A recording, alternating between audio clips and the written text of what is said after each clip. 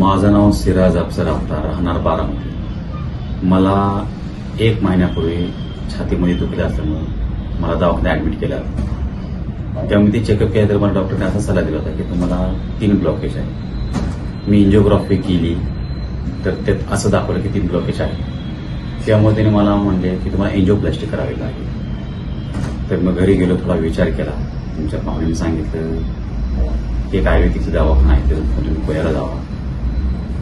म्हणून पुण्यात आलो. त्यांनी सल्ला दिला. पुण्यामध्ये डॉक्टर सचिन रामतीर्थे म्हणून आहे. तिथं आल्यानंतर त्यांनी मला पाहिलं, सगळं तपासलं. म्हणजे काही काळजी करू नका, म्हणजे तुमचा आजार बरा होईल विदाऊट सर्जरीज. त्यानंतर मग त्यांनी मला सगळं व्यवस्थित चेकअप केलं. चेकअप केल्यानंतर त्यांनी मला पीसीबी थेरपी करायला सांगितली.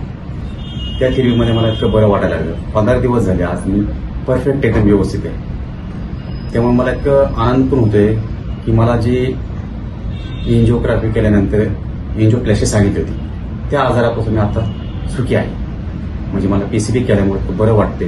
मी स्वतः चालू शकतो. कमीत कमी आता 1.5 ते 2 किलोमीटर व्यवस्थित चालू शकतो. आणि जे नाही चढू शकतो 2 मजली 3 मजली